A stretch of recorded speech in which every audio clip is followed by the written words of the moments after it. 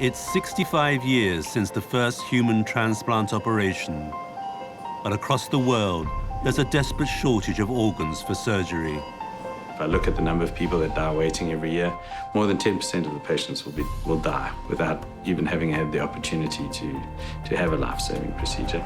Organ donation saves 100,000 lives a year worldwide. She's just a living testimony. You know, that's what I said. If people don't believe in heart transplant, here's one. But in many countries, there's powerful religious and cultural resistance to organ donation. What's the point of my son going to a grave with all those things? People are needing them. 3-year-old Shinelri was in desperate need of surgery to give her a new liver. Then you realize this might be the last time you see her. That's why it was so emotional for me. Shinelri's life-saving transplant operation dramatically changed her parents' attitude to organ donation. If you ask me if before Shinelri's stuff, I will never donate. But this changed. It changed a lot of us. I'll be a donor. These are the stories of those who have been saved by transplant surgery and those whose organs have given others a second chance of life.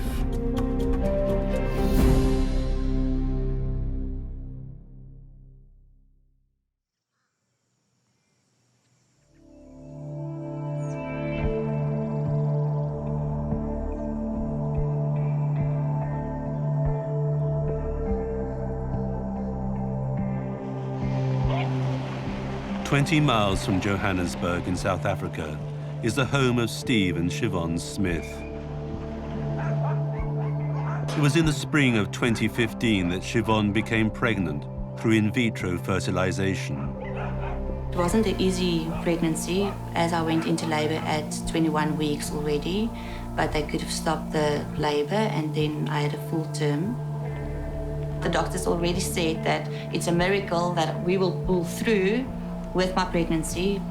I had to go for a C-section. She waited 2.7 at birth. The baby was christened Shinelri. She was the healthiest baby that you knew. She was sleeping from 3 o'clock in the afternoon till the next morning. She's a healthy eater from day one. One of our miracles, the second miracle that God gave us. Shinelri is Steve and Siobhan's second child. Von Verve was born 4 years earlier without the help of IVF. Shinelri was just 2 years old when her parents noticed something was wrong. You'll see on her hands, and I don't know if they showed you. That's just see there. That's the way we saw. You'll see that is xanthoma. Yeah, xanthoma. So what happened the first time we picked it up, she thought actually it's maybe just allergic or something. And then we went to the doctors. We went actually through a few specialists and professors before they can actually tell us what is this. And then they started testing and then we got, suddenly we 8 months in hospital, every day in and out. One of the doctors in the local GP practice who knew the family well worked out what might be going on. I know her grandfather passed away. He was a patient of mine, and he passed away on 45. And that was a young death, and I knew that he had a cholesterol issue. And then we realized that Steve's father also passed away on 49, also due to raised cholesterol levels. And that had red flags all over. Those cholesterol problems were inherited by both Shinelri's parents. Siobhan was 18 when she was diagnosed with the high cholesterol that killed her father. After the death of his father from a heart attack, Steve's cholesterol was also found to be abnormally high. The blood test results on Shinelri were alarming. So when she was 2 years old, we drew her blood and we had a look, and her cholesterol was significantly raised, 26. And that's where we then started to refer her to the top guys in the country, Professor Roll. Professor Rowell is one of the world's leading authorities on high cholesterol in children. This unfortunate little girl has a cholesterol level that's higher than 4 times normal. So we did the genetics on her to see what the genetics of her condition were.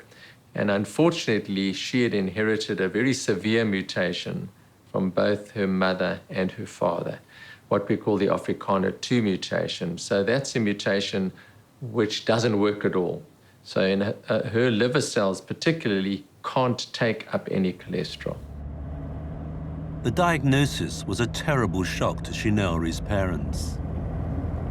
For me, the first time when the test came back, I remember I was driving on my own back from work. It was heartbreaking. I found my mom and I just actually cried for a little bit because now you know there's going to be big stuff. They said from the beginning if it's a double Afrikaner, then there's going to be problems. When we got to Dr. Roll, he showed us some photos and stuff from previous kids with Afrikaner and a double Afrikaner, if you understand.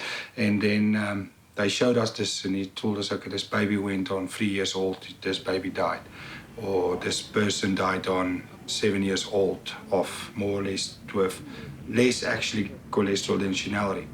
So if we went through all that and you're driving home, yeah, you're scared. You're scared this is going to happen to your child. Steve had every reason to worry. Worldwide, this genetically caused high cholesterol is a silent killer, often without symptoms.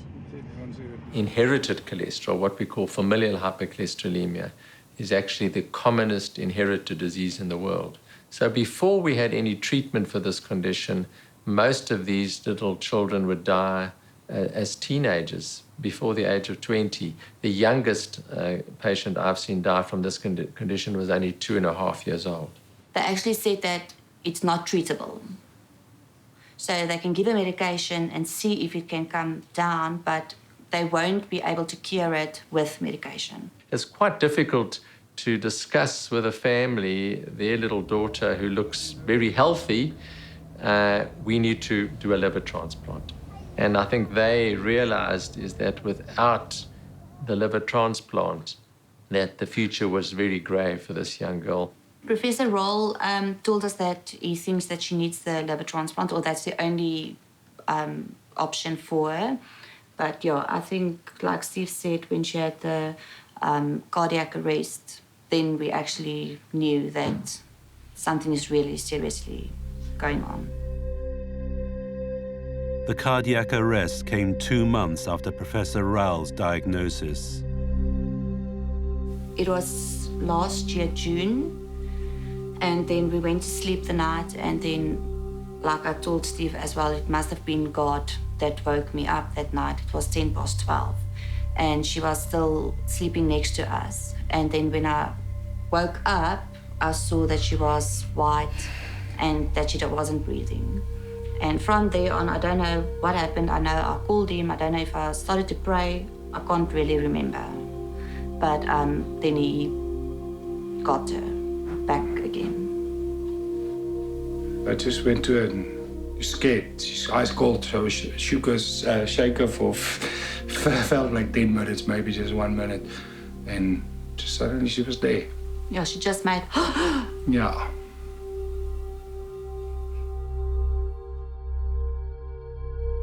With her cholesterol level and the fact that she had already had a resuscitation at home, I would have been surprised if she would have lived much longer, probably 5 or 6 years old before she probably would have died from a fatal heart attack. All your fears in one package. Everything got real suddenly, and yeah, there's a lot of emotions going through.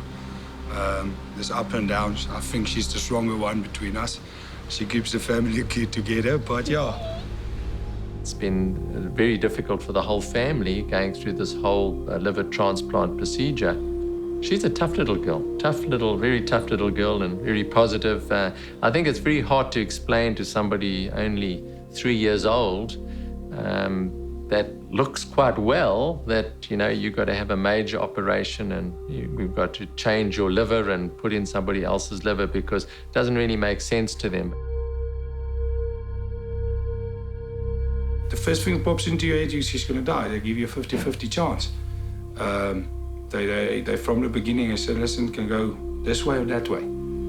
They can't guarantee anything. So, but I'd rather take 50 than 0. So, yeah, and actually we didn't have a choice. We needed to do that. Then it was to get it done. The search for a new liver for Shinari began, but success was far from guaranteed. So we have children that die before they even get a chance of getting a liver.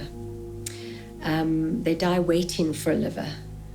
You know, there's no substitute for that liver. When that liver fails, it's failed.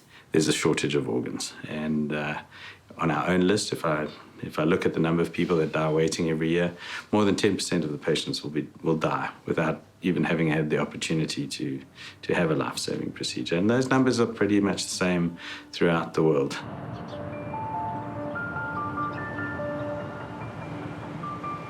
There are 4,300 patients in South Africa awaiting transplant organs. But here, only 1/5 of 1% of the population is registered as an organ donor, compared with 54% in America and 38% in the UK. Dr. Shaya Bwadi is a leading kidney specialist in Johannesburg. Every day he deals with the consequences of a lack of suitable organs. There is a shortage of donors. The number of patients coming onto dialysis far outweighs the number of patients leaving dialysis from getting a transplant. And there's only 2 ways to leave dialysis, and one is to get a transplant, the other one is to die. So in South Africa, approximately 1 jumbo jet worth of people is sent home to die a week. The only way they can get more access to dialysis is if more transplantation is done to make those spaces available for them in the public sector. These patients are kept alive by dialysis, hooked up to a machine 3 times a week. Most are awaiting a transplant. Koketsus really urgently needs a kidney transplant, which has now been approved. Yes. By the committee. So you go to the top of the list, and hopefully that means you can get the next kidney. Hopefully. With God's help. I need one. Desperately. The hope is a need now. It's you know, they've tried everything. I just need a transplant now. Across South African society, there is resistance to organ donation for transplant surgery. There are barriers in terms of knowledge about transplantation, what it does. There are many cultural and religious barriers to transplantation. Some people believe that if you donate an organ when you die and you're resurrected, you will be resurrected incomplete, or your ancestors won't accept you. So there are many cultural barriers. Sometimes people are scared and they hide behind traditional cultural barriers, even though they're not sure what they may be. Dr. Wadi is a Muslim and knows the problem firsthand. But he believes his religion is no barrier to organ transplantation. The majority opinion is that if you do give a transplant and you do it because you want to save somebody else's life, and the Prophet has said, the Prophet, peace be upon him, has said that if you save one life, it's like saving the life of all of mankind.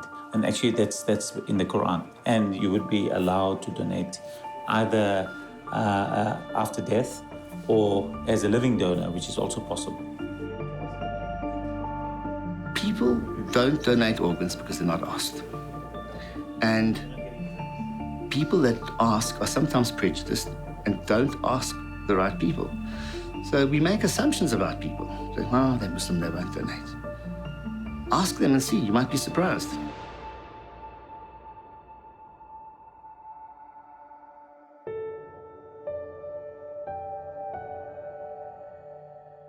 "14-year-old Lizola Vuso was stabbed in a fight trying to defend his sister.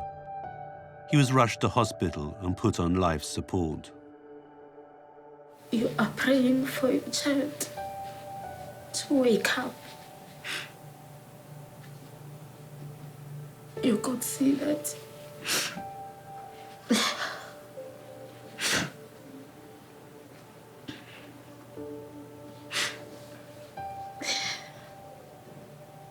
there's nothing.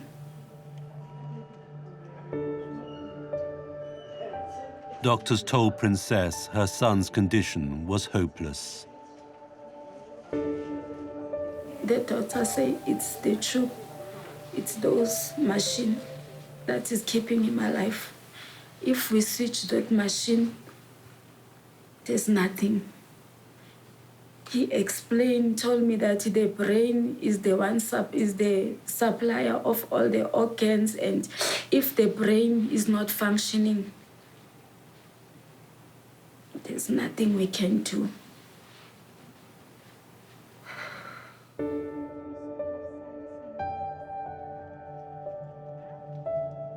Princess was asked by the hospital if she would allow her son's organs to be used for transplants. It was not an easy decision.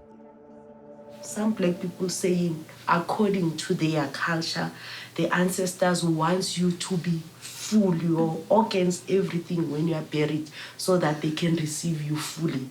Some are misinformed. They think that when the Bible says we are going to be risen from the dead, we're gonna come back as that body that was buried. So they believe that you should be full, everything of yours should be there inside of you.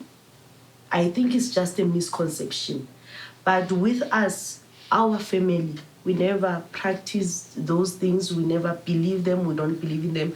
We are also Christians as this generation, and our children are Christians, and we bring them up like that. My mother didn't want me to donate. Say, no, it's not our culture. You are going to be blessed. Bless other lives, you're going to be blessed.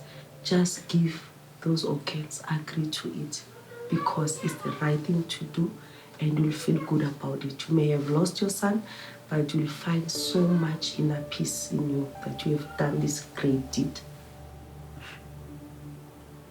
And I said, what's the point?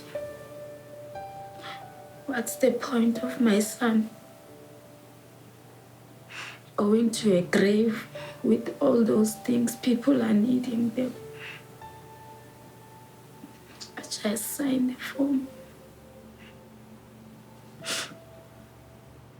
The following day, they called us. They told me that my son, his donors,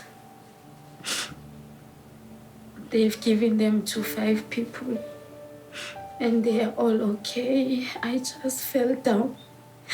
I know that a piece of my son is living, is alive somewhere. I say thank you, God.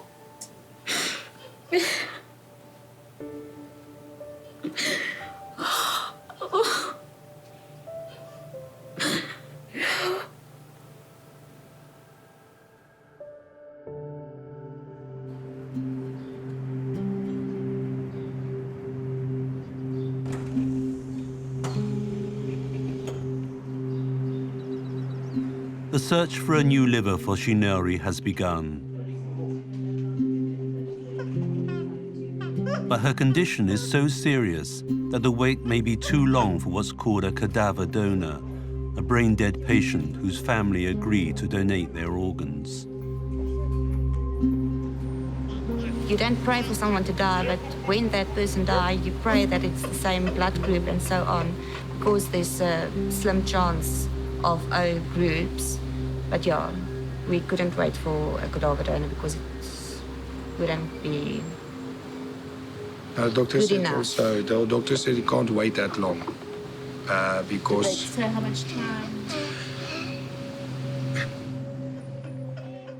But in Shinori's case, there is an alternative. It's called a living donor. There's a profound shortage of deceased donor organs. Because of that shortage, there's no doubt that living donor transplantation, whether liver transplantation or renal transplantation, is a fantastic alternate. This involves replacing a diseased liver with part of a liver from a perfectly healthy donor. After surgery, the liver in both the donor and the recipient regenerates itself within 3 months. The moment that they told us that she needs the liver transplant, we both wanted to donate. I think that was one of the hardest parts as well, because of our cholesterol, you can't donate. So it's actually, your child is sick because of you. Wow, yes. A compatible living donor for Shinelri will most likely be found among her other close relatives. We got a family message group. Says, listen, this is what's happening. Shinelri needs a liver. We won't expect or ask any person to do this for us. But yeah, afterwards, the people, the family came back and said, listen, I want to be a donor. I want to be a donor. They rallied together and they tested as many family members as they could. At least 10 family members were tested. We knew the parents couldn't be used because they had the single dose. The grandparents had given it to the parents and given it to the child, so even the grandparents. So we had to go more distant. So we had to go to aunts and uncles and beyond. Steve's twin brother Don came forward as a suitable donor. He was the right blood group. But doctors soon decided that his liver was too large for 3-year-old Shinelri. My brother phoned me. He was crying like a baby. I said he actually felt he disappointed us. And what I told him is it's not that he disappointed, it's just the way God wants it to be for now. You need to start over again, get a new donor. And I think that was very heartbreaking for us. We're crying and praying together.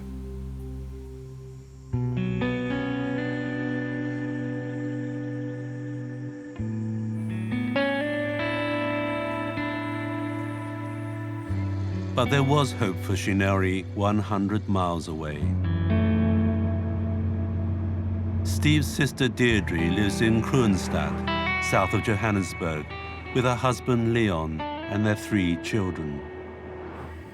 Steve phoned me and he said Shinelri needed a transplant. I was shocked first. It's a big thing for a little girl like her to go through, to have an operation like that. But I'm willing to have myself tested. I've discussed it with my husband and we said that we are willing to be able to donate for her. And she was the last donor in the family that we could have used. Mm. So after Deirdre, if she wasn't suitable, which we are very grateful that she were, then it would have been out of the family.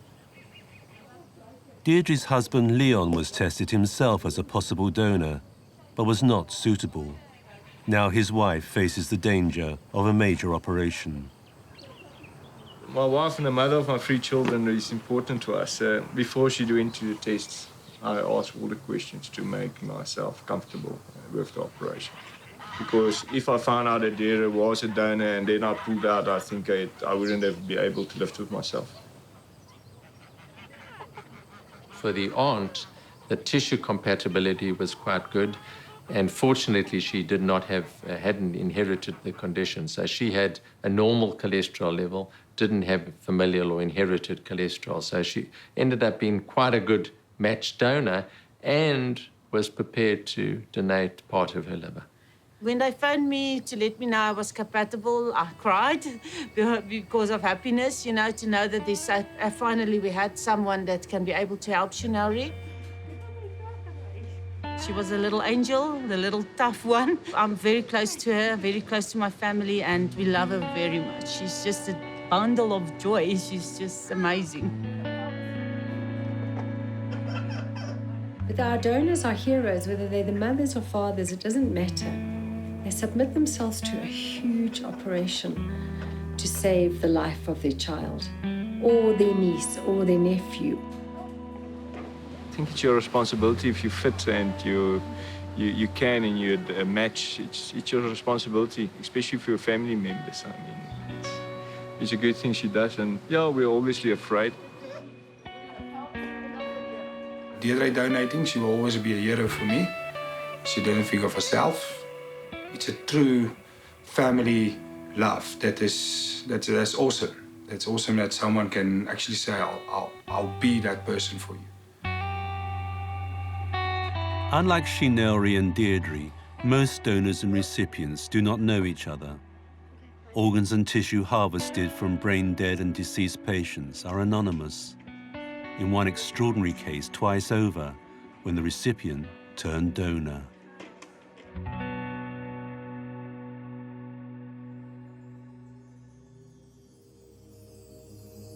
When Werner Nell was growing up, he dreamt of becoming a pilot like his father. But fulfilling this dream became a story of courage, determination, and tragedy. 9 years ago, on the 6th of October 2009, he was involved in a motorcycle accident, quite serious. He got some very serious injuries.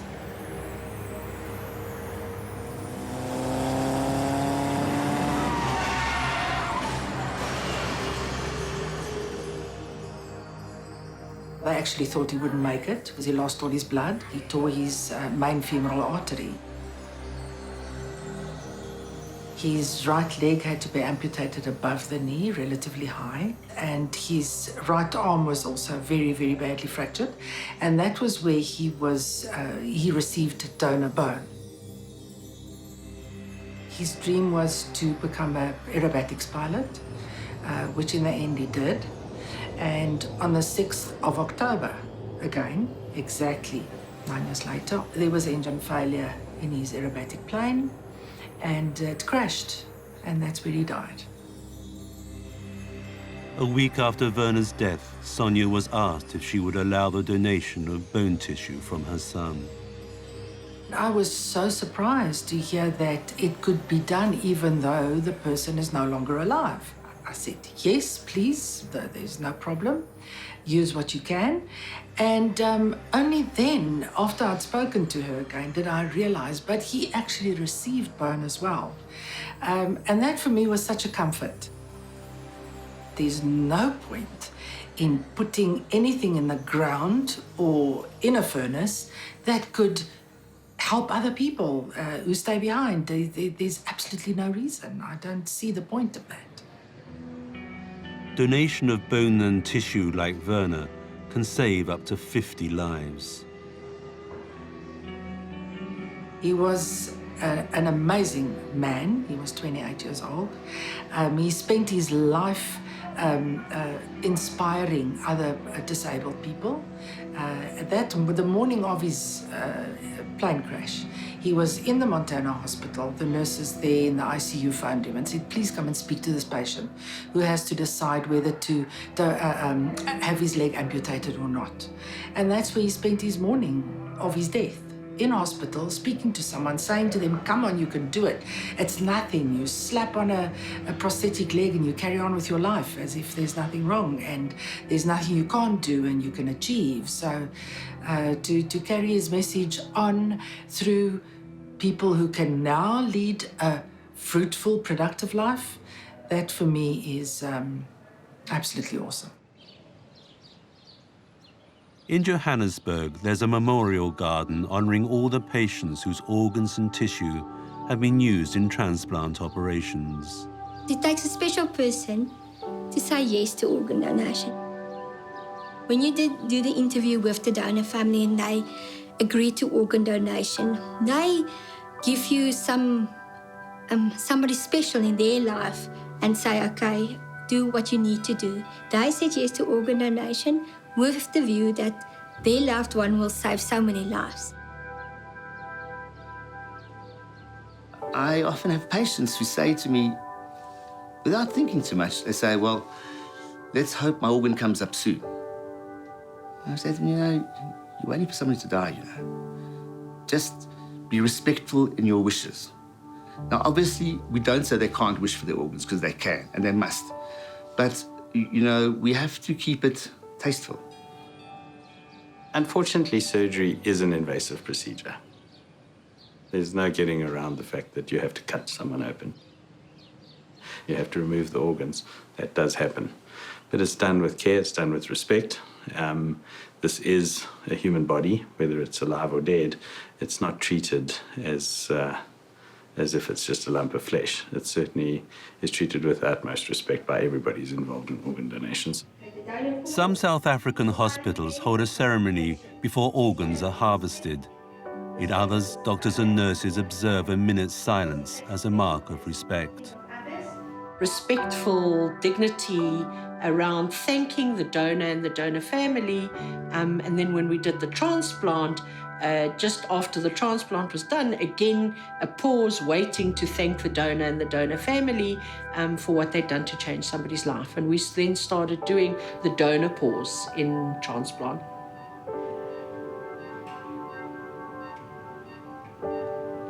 Thank you.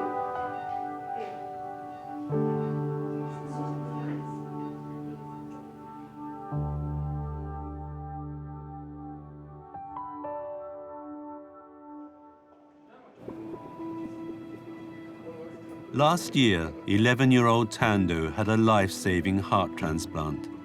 She suffered from a congenital disease that killed her brother when he was just 4. 12 years ago, my son passed away. We didn't know what was the reason, but we only realized when we see the same symptoms with Thando that it's same disease. Thando lay critically ill in a Johannesburg hospital when she suffered a cardiac arrest. She collapsed in my hands and, I started shouting, calling the nurses and everyone who was there, that something was wrong. Because I could see the machines, that counts the heart rate, pulse and everything. I could see everything going down and then I started shouting. And you can see she was like cramping and so on. And I see something is wrong here. Thando had been a happy, healthy child, but now only a heart transplant would save her life. I didn't want a heart transplant at first. I used to cry and say I want my old life back, but then a miracle happened. Thando was clinging to life in hospital, but a transplant posed problems for her parents, both of them committed Christians. There's quite a lot of stigma when it comes to transplant and everything. But the sooner you are in a situation like this, I think it makes you think for yourself. Finally, doctors gave Thando's parents an ultimatum. I'm just taking your daughter straight to theater in the next hour if you sign these papers. But if you don't sign these papers, you can kiss your daughter goodbye. I signed the papers, and it was very sad and painful because we didn't know what was going to happen. The surgery to give Thando a new heart began. It took 6 hours to complete. The chest is closed. No, she's fine, she's fine. It's by the grace of God and His mercies that we're here today. Otherwise, we wouldn't be here. We would have gone out and arranged for a funeral. It feels really normal. It's not weird. It feels like I have my own heart. It is actually my heart, but it's just fine. We've got what is the most important thing to us. This is God telling us that I'm going to give you Thando. You're not going to, cry, and I'm not going to break your hearts. We must teach a lot of people especially in our culture, how does transplant works, because most of the people still don't understand. Yes, and encourage them to be donors, to save other lives. We are very appreciative for the gift of life and the chance that was given to Thando. She's just a living testimony. That's what I said. If people don't believe in heart transplant, here's one.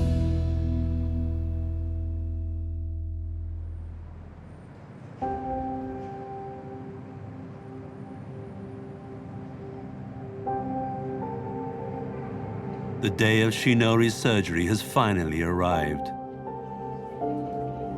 The first liver transplant operation in South Africa from a living donor was performed here at the Wits-Donald Gordon Medical Centre.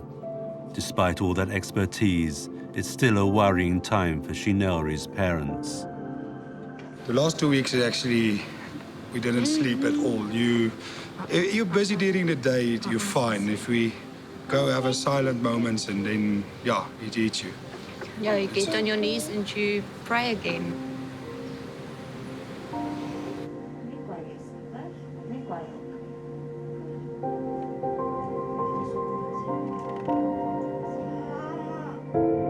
Because of her age, we wouldn't explain to her the whole procedure.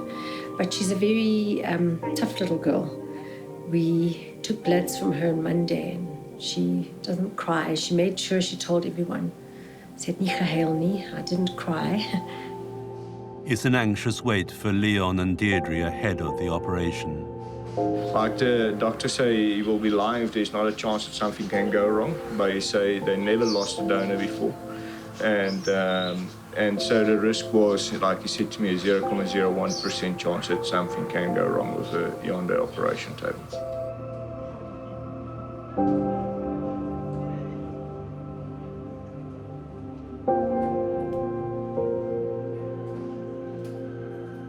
I feel calm. I told them this morning also, I feel calm. I feel everything will go good. I was a little bit afraid more for Shinelri than me, because the risks for her is more for the surgery than myself. We've got a whole support system behind us. We've got a lot of family and friends praying for us, believing, and standing together. So as long as we know we're not alone.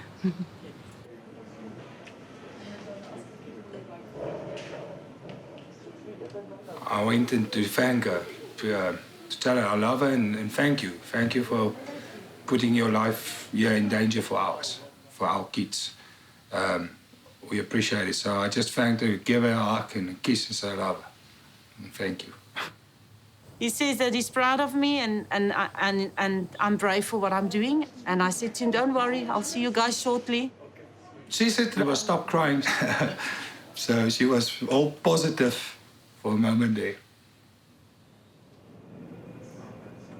Now, with the surgery about to begin, Deirdre is the first to be taken to the operating theatre.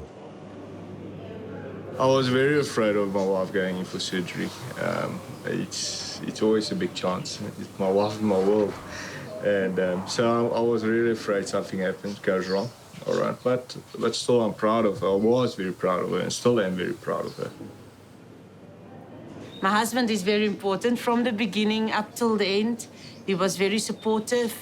He was also worried about me during the operation. I mean, it's a big thing, but he was supported by my side the whole time. Glad to be there. I'm glad he was there for me, so yeah.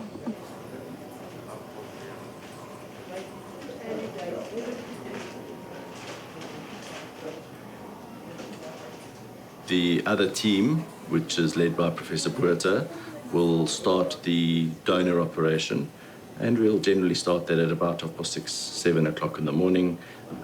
We look at the weight of the segment that's going to be donated, and we look at the arterial inflow as well as the hepatic venous outflow to ensure that we can reconstruct everything in the recipient.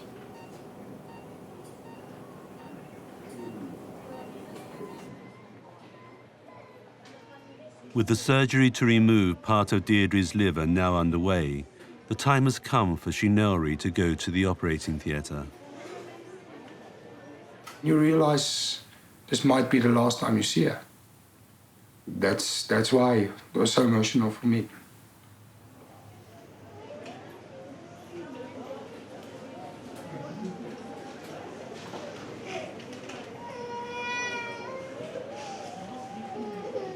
The moment I leaned over and just before she went in, I said, okay, I love her. She must always remember that. But yeah, she couldn't say anything back. She was already given some meds to calm down and stuff. So, yeah.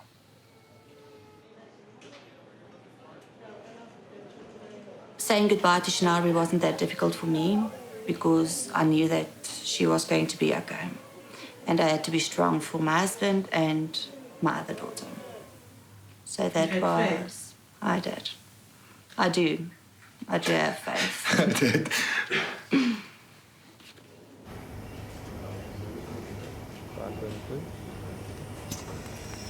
Surgeons have been operating on Deirdre for nearly 2 hours and are getting close to removing the segment of liver.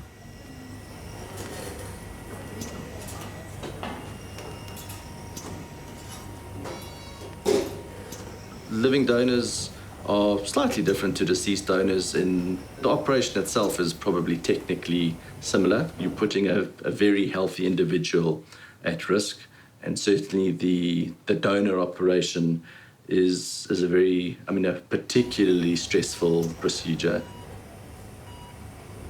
With a deceased donor, you know, the patient is dead and God forbid something technical does happen, it kind of almost feels less stressful than when you've taken a piece of liver from a healthy living individual and something happens and the liver doesn't work. So it is definitely a high stress environment. Doctors text the family with updates from the operating theatre, but it's still not easy. Sat in the waiting room and prayed and hoped everything goes well. That was all I did. I tried to support Leon a little bit there, but he will go and take a walk and come back. He'll take a walk and come back.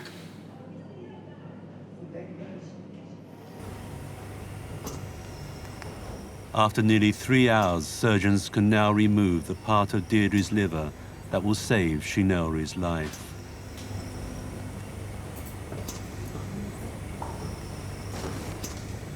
Deirdre's liver weighs more than 1 kilogram, but less than 1/3 of it is needed for the transplant.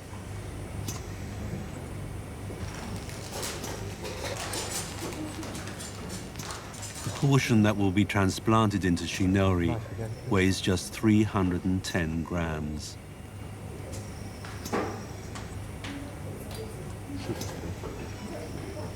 Meanwhile, Shinelri has been brought from the ward into the adjacent operating theatre to her aunt.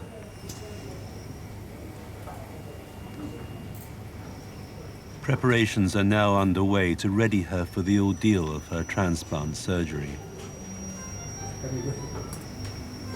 The second anaesthetic team will start putting the child to sleep. They'll commence putting all of the intraoperative monitoring devices in place, and that's quite a process. Actually, it generally takes between 60 to 90 minutes.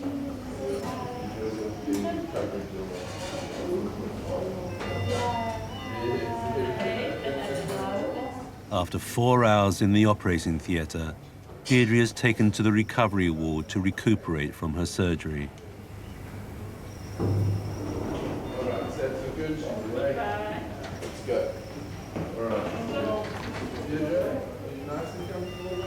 We are standing a long queue where Deirdre came out and going into ICU. That was also very emotional when she came out, and then the doctor SMS us, okay, they're starting with Shinelri now.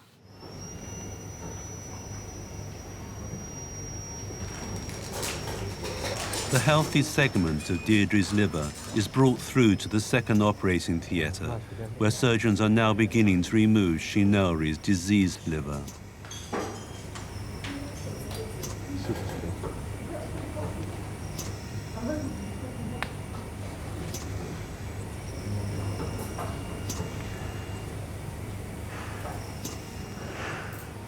We start by, in fact, removing the diseased liver from the recipient. In our unit, we take out the liver in its entirety, prepare all of the vascular components, so the hepatic artery, the portal vein, as well as the vena cava and hepatic veins in the recipient.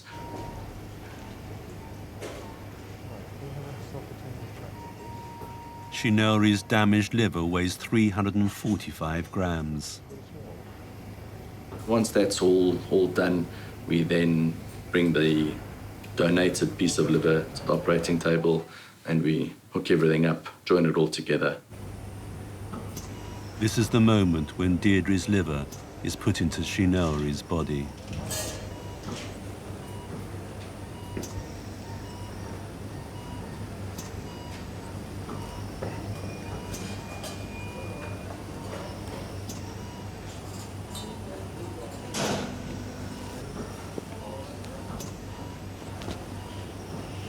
The whole operation probably takes, on average, 4 hours from the time that we cut to the time that we closed. And yeah, that gives them their new lease on life. But Shinori's operation overruns the usual scheduled time. Her parents fear the worst. You're watching every hour go by, and you're wondering. Now, the first time they said it's going to be like 5 hours, 6 hours, 6 hours, and then it went a little bit longer. So then that's where your fear, everything, you realize what's happening, what's going wrong. So then you start asking the whole time the sisters there, any updates. So then, yeah, that last hour and a half, and that was terrifying. The whole procedure has taken more than 7 hours, but Shinori finally has her new liver.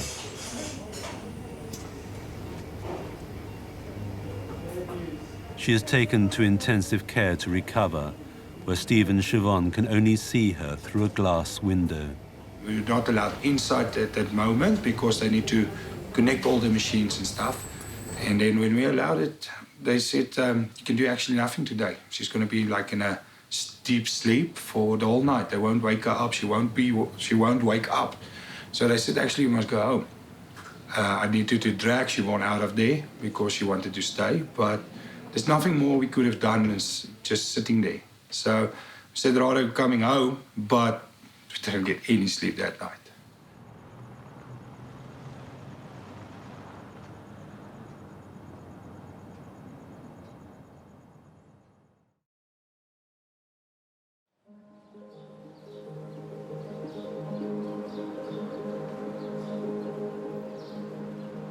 The first time I saw her was the day after the operation. I was still lying in bed, I was still sore, and then she came in and I was surprised to see her so quickly out of bed and there next to my side. She was still, not herself. She was still very weak and stuff, but she was in her mom's arms and they came to greet me and she had a little mask on and I was just glad to see that she's awake and she's okay. I was looking at her and I was saying, yo, my little princess, I can't believe you are here. In the days after the surgery, doctors were optimistic about Shinori's prospects. The operation was a huge success, and all we've really got to look out for now is rejection is essentially the thing that these livers present with. We now know just after the liver transplant, already her cholesterol has come down from over 20 to 6. So last week her cholesterol level had come down to virtually normal. The liver has a fantastic capacity to regenerate over the following 10 to 12 weeks.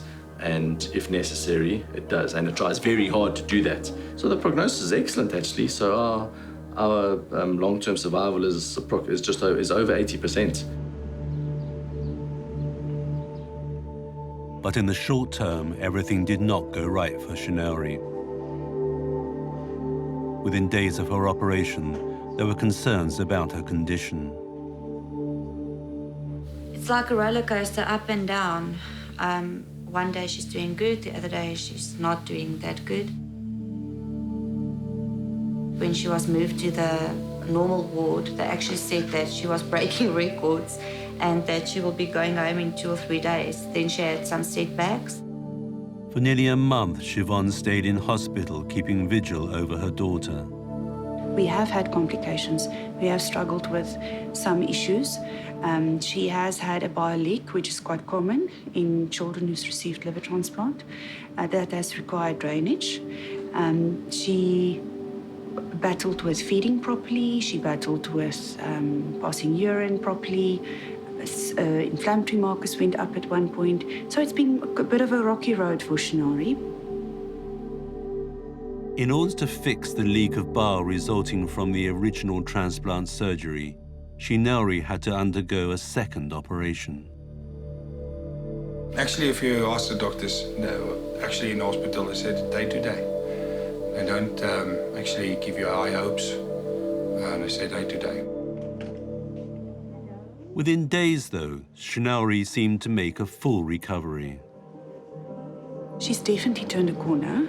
I think we're on top of everything that has happened since the transplant. The complications that we are aware of has been dealt with. So at the moment, we're hoping for things to settle down. She's doing very, very well. In fact, she's going to go home today for a couple of days, and she'll come back for a clinic assessment on Friday. So she's doing very, very well. Shinari is one of the lucky ones. Her living donors saved her life. Others are less fortunate.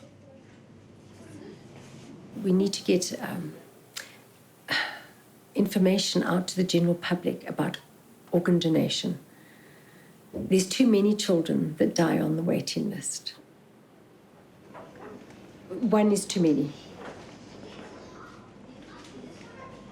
The death on the waiting list in our program, in both the adult program and the pediatric program, and that really is a function of a shortage of available organs for transplantation. Some countries, like the UK and Holland, have decided on an opt-out system. Patients are assumed to be organ donors unless they've already recorded an objection. There's no such plan in South Africa. For their part, the attitude of Shinari's parents has been transformed by their daughter's ordeal.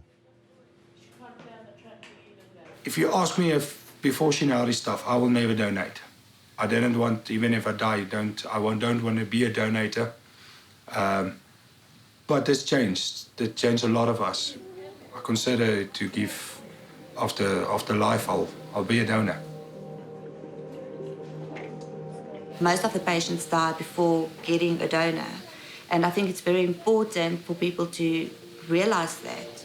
I think if we didn't go through this whole process, we wouldn't think about it that way as well.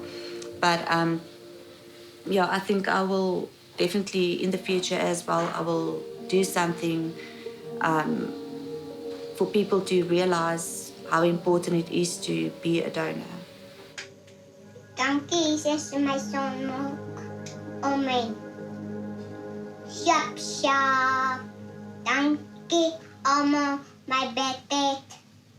She has a possibility of living a fortunately normal, pretty healthy life, other than having to be on medication to prevent her rejecting the liver in the future. And she's not out of the woods yet, but we just hold thumbs that she has got youth on her side, that she's going to be pulling through okay.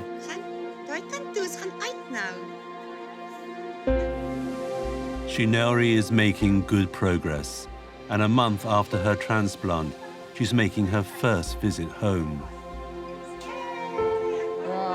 Her new liver is working, and she can soon look forward to returning home for good. I can see her confessing and telling people what's happened to her, and how she came out of it, and how family support each other and the Lord. So yeah, that's for us a big point. We're actually excited. As soon as she gets back home, I think she's going to feel a lot better. In her comfort zone, I think she will go from great to greater.